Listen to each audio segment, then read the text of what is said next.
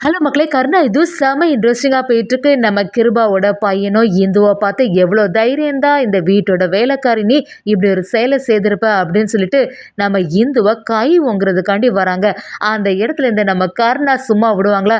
செம அதிரடியா களத்துல இறங்கி நம்ம கிருபாவோட பையன தடுத்து நிறுத்தி நம்ம இந்து கிட்ட மன்னிப்பு கேட்டே ஆகணும் அப்படின்னு சொல்லிட்டு ஒரு செயல செய்றாங்க. இதுல இருந்து நம்ம கிருபாவுக்கும் கருணாவுக்கும் இடையில ஒரு பெரிய பிரிவு வருதுன்னே சொல்லலாம். அதே சமயத்துல இந்து அப்படி என்ன செயல் செய்தாங்க? நம்ம கருணா எப்பவுமே இந்துவுக்கு ஆதரவா இருக்க போறாங்களா? வீடியோக்குள்ள போறதுக்கு முன்னாடி நம்ம சேனலுக்கு சப்ஸ்கிரைப் பண்ணுங்க. அப்படியே பக்கத்துல இருக்க பெல் ஐகானை கிளிக் பண்ணிடுங்க. அப்பதான் நான் போடுற வீடியோலாம் உங்களுக்கு நோட்டிஃபிகேஷனா வரும்.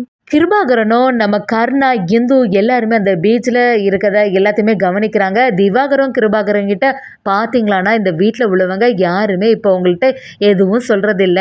எல்லாமே இந்த கருணாவோட விருப்பப்படி தான் நடக்குது.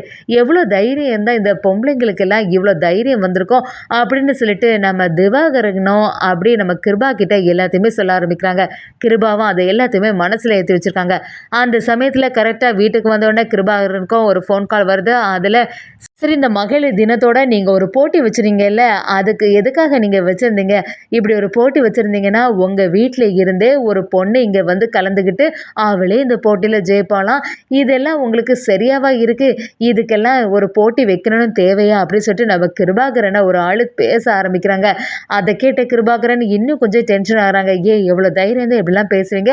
தேவையில்லாமல் பேசிகிட்டு இருக்காங்க அப்படி சொல்லும்போது இது எல்லாமே நம்ம திவாகரனோட செட்டப்பாக இருக்குது. எப்படியாவது இந்த இந்துக்கு மேலே கிருபாகரனுக்கு கோபம் அதிகம்னு சொல்லிட்டு திவாகரனும் இந்த வேலையை செய்து வச்சிருக்காங்க. அதே சமயத்தில் திவாகரன் நம்ம கிருபாகரனை பார்த்து என்னன்னா எதற்காக நீ இவ்வளோ டென்ஷன் ஆகிற அப்படி கேட்கும்போது கிருபாவும் இல்லைடா, அன்னைக்கு போட்டி வச்சுருந்தில்ல, அன்னைக்கு வந்து ஜெயிச்சது அந்த இந்து தானே, அது சார்பாக தான் இங்கே வந்து பேசிகிட்டு இருக்காங்க.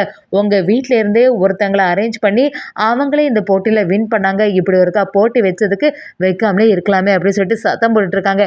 என்னை எதிர்த்து யாரும் பேசுகிறதுக்கு பயப்படுவாங்க. இன்னைக்கு எவ்வளோ தைரியம் தான் என்கிட்டே ஃபோன் பண்ணி இப்படிலாம் சொல்லியிருப்பான். இது எல்லாத்துக்கும் காரணமே அந்த இந்து தானே, அவளை சும்மாவே விடக்கூடாது அப்படின்னு சொல்லிட்டு நம்ம திவாகர்கிட்ட கிருபாவும் சொல்லி வைக்கிறாங்க. அதே சமயத்தில் சும்மாவே நம்ம கருணா இந்துக்கு மேலே பயங்கர கடுப்பில் இருக்கக்கூடிய அந்த திவாகரனும் வீட்டில் வந்த உடனே இந்துவை பார்த்த உடனே பயங்கரமாக டென்ஷன் ஆரம்பிக்காங்க. இந்து எவ்வளோ தைரியம் இருந்தால் நீ வந்து இவ்வளோ சொன்னப்புறவும் அந்த போட்டியில் நீ கலந்துருப்ப. இந்த வீட்லேயே இருந்துட்டு எவ்வளோ தைரியம் இருந்தால் அந்த போட்டியில் போனது மட்டும் இல்லாமல் அதில் ஜெயிச்சிருப்ப. அதான் நான் உன்னைக்கிட்ட போகக்கூடாது அப்படின்னு சொல்லிட்டு ரூம்லேயே பூட்டி வச்சுருந்தேன்.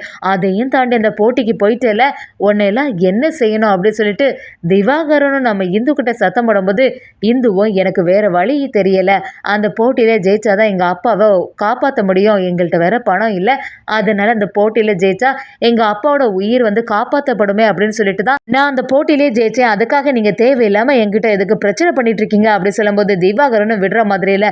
நான் அன்னைக்கு எவ்வளோ தூரம் உங்ககிட்ட சொன்னேன், அப்படி இருந்தப்புறம் அதையும் மீறி இந்த போட்டியில் நீ கலந்துக்கிட்டது மட்டும் இல்லாமல் இன்னைக்கு ஜெயிச்சு அண்ணன்கிட்ட இந்த மாதிரி ஆட்கள் எல்லாம் வந்து கேட்க ஆரம்பிச்சிட்டாங்க.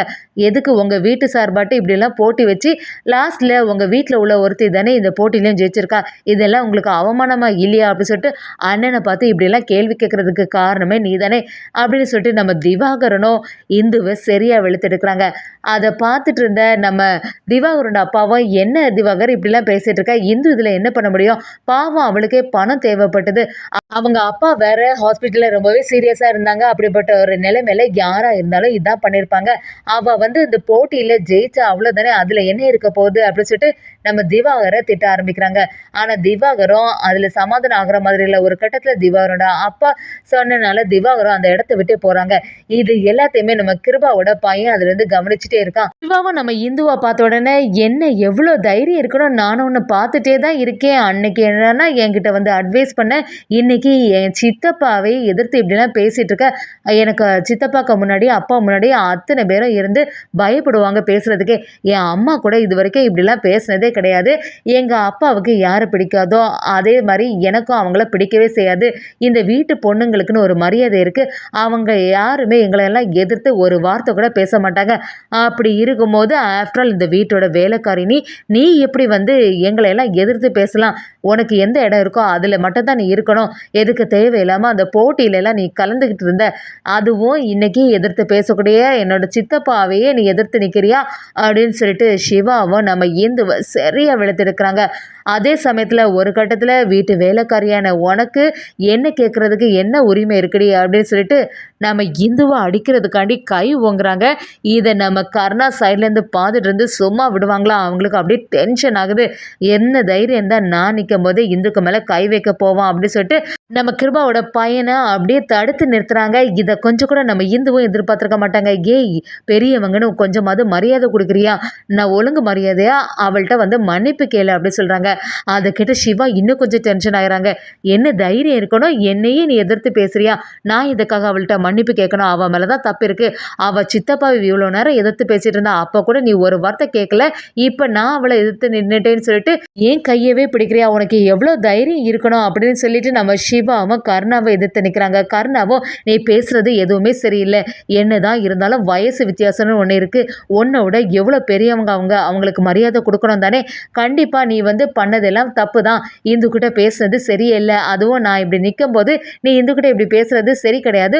ஒழுங்காட்டு மன்னிப்பு கேட்டுரு அப்படி சொல்லும்போது சிவாவும் என்ன பேசுகிற நீ? நான் எதுக்காக மன்னிப்பு கேட்கணும்? அப்படி நான் மன்னிப்பு கேட்கலன்னா உன்னால் என்னடா செய்ய முடியும் அப்படிங்கிற மாதிரி கேட்ட உடனே நம்ம கர்ணாவுக்கு இன்னும் கொஞ்சம் டென்ஷன் ஆகிடுது. இதுக்கு மேலே நீ எதிர்த்து பேசுனேன்னா நடக்கிறதே வேற, என்கிட்டேருந்து நீ அடி வாங்கணுமா அப்படிங்கிற மாதிரி சொல்ல ஆரம்பிக்கிறாங்க. இதை பார்த்துட்டு இருந்த நம்ம கிருபாவோட அப்பாவும் என்ன பேசுகிற சிவா, நம்ம கர்ணா சொல்கிறதுல நியாயம் இருக்க தானே செய்து, ஒழுங்காட்டு மன்னிப்பு கேளு அப்படி சொல்லும்போது நம்ம சிவாவுக்கு அவங்க தாத்தாவை எதிர்த்து பேச முடியலை. அப்படியே நான் வந்து மன்னிப்பே கேட்க மாட்டேன் நிற்கும் போது ஒரு கட்டத்தில் நம்ம கர்ணாவோட தூண்டுதல்னால இந்துக்கிட்ட இந்த வேலைக்காரிக்குள்ள மதிப்பு தான் உனக்கெல்லாம் இந்த வீட்டில் இருக்கும். அப்படி இருக்கும்போது இந்த கர்ணா என்ன பேசினாலும் அதெல்லாம் நான் கேட்க போகிறதில்ல அப்படின்னு சொல்லிட்டு பயங்கர டென்ஷனில் கிளம்புறாங்க. அதே சமயத்தில் நம்ம கர்ணாவை இந்துவை பார்த்து இந்து அவன் ஏதோ பேசிட்டான்னு சொல்லிட்டு அதனெல்லாம் நினச்சி நீ வருத்தப்பட்டு இருக்காத, அவன் தெரியாமல் இப்படிலாம் பேசியிருப்பான் அப்படி சொல்லும்போது நம்ம இந்துவும் அந்த இடத்துலேருந்தே கிளம்புறாங்க. அதே சமயத்தில் நம்ம சிவாவுக்கு பயங்கரமாக டென்ஷன் ஆகுது. எவ்வளோ தைரியம் இருந்தால் இந்த கர்ணா அந்த இந்துக்கு முன்னாடி நம்மளை அவமானப்படுத்துவான், அவனை எல்லாம் சும்மாவே விடக்கூடாது அப்படி சொல்லிட்டு டென்ஷனாக இருக்கும்போது நம்ம திவாகரம் கவனிக்கிறாங்க. என்னாச்சுடா சிவா, எதுக்கு நீ இப்படி கோபத்தில் இருக்க அப்படி சொல்லும்போது நீங்கள் நடந்தது எதுவுமே உனக்கு தெரியாது சித்தப்பா.